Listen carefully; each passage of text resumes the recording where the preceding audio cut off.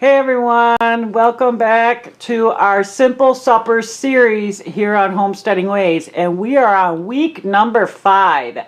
And this week, Paul is actually doing the cooking.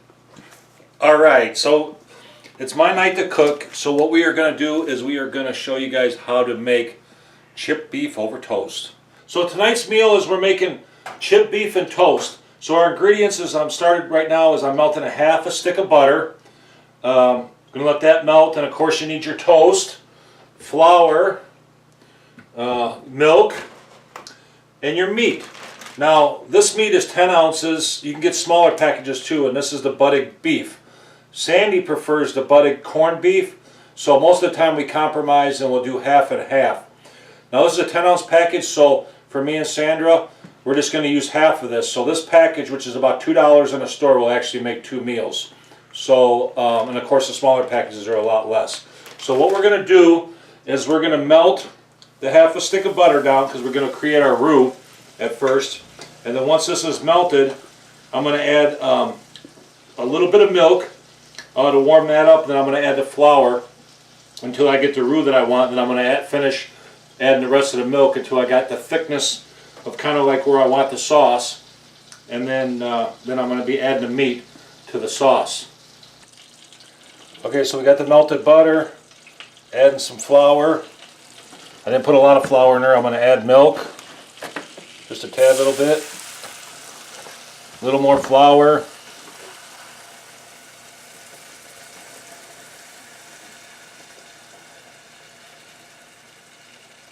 How much overall flour would you say you're putting in there? I probably did maybe a quarter a cup to a third a cup. If it gets a little too thick, add a little bit more milk. I added a little too much flour, so we're just going to add just a little bit of milk. Because what you want to do is you want to make a paste, for your roux first. Otherwise, it's going to get really lumpy, and you don't want to do that. So once you make your roux, then you can add the milk, more milk that you want to. You got to do it kind of fast. Otherwise, it'll lump up on you, and we don't want that. So, and as it's cooking, it just works better for me as it's cooking to make my roux. So right now I'm going to get it a nice consistency by stirring it around. Then once I got it to pretty much the consistency I want, then I'll add some more milk. Because like I said, if you just make this and then add your flour, it'll lump up, and you don't want to do that. So it's really important that you make the roux. How high is your heat? Right now it's a propane stove. It's kind of a pain in the butt to cook on, and I got it at the lowest setting. So I wouldn't go any higher than that, because it cooks pretty fast, and the butter was already hot and the milk was hot. Alright, now I got a pretty good looking roux now, so now I'm going to add the milk. I'm probably going to add, I don't know, probably close to a cup, 6 ounces to 8 ounces more. Stir that in. You can, like I said, don't overdo it, because you can always add more milk. Now remember, as this is going to heat up, it's going to thicken a little bit too. That's the whole deal with the flour. So it's really hard to tell, so don't add more milk right away than you need to. Let it cook for a bit to thicken up, and keep stirring as you're doing it. And as you're stirring it, it's just going to get thicker and thicker and thicker. You can break out a little bit of the roux. It's not really lumps. It's just a little bit of the thickness of a paste. It's not just flour lumped up. That's what's nice. It's mixed in with the milk and the butter, so it's thinning down right away anyway, and it's just all becoming into a liquid form. So how long do you figure you need to cook this till it gets to the thickness you want? I would say 2 to 3 minutes. Now if I want to speed up the process of it getting it thick the way I want to, so I'm going to probably turn up the heat a little bit. And then I'm going to add, as I'm waiting, I'm going to add some salt and pepper. Now, salt and pepper is just a taste. So, you can always add more to it, after you have it on your plate. But, it just depends really, how much that you like. We like a lot of pepper, so I'm going to add a lot of pepper. And we're not really huge on a lot of salt. We don't like stuff really salty. So, more pepper, more salt. You can get crazy and throw some garlic salt in there, garlic powder. I've added paprika before to it too, just to give it some more flavor. So it's just really whatever seasonings that you like, but we're going to keep it simple. So we're just going to do some salt and pepper, and then keep stirring that until we get it the way the way that we want it.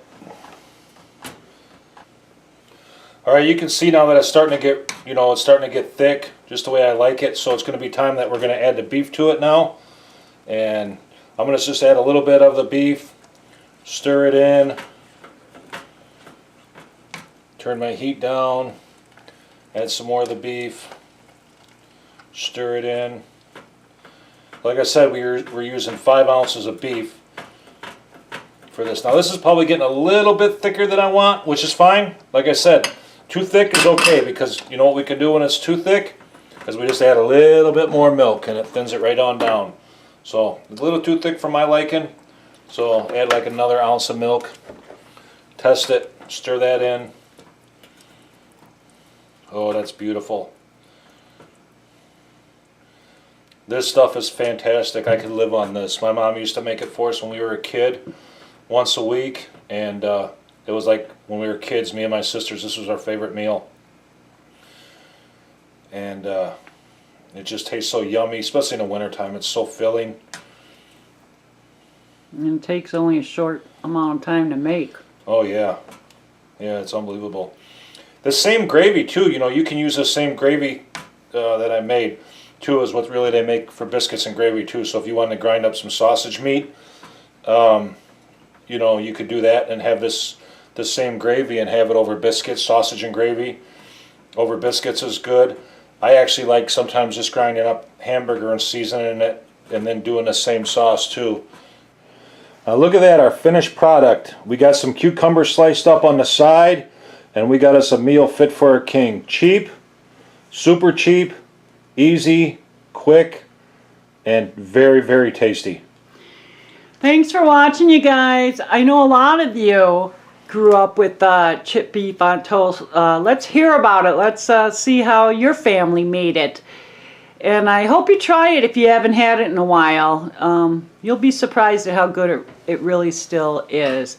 Thanks for watching. Thumbs up if you liked the video. Subscribe if you're not a subscriber already. That would be awesome of you. It was nice talking to you, and you take care.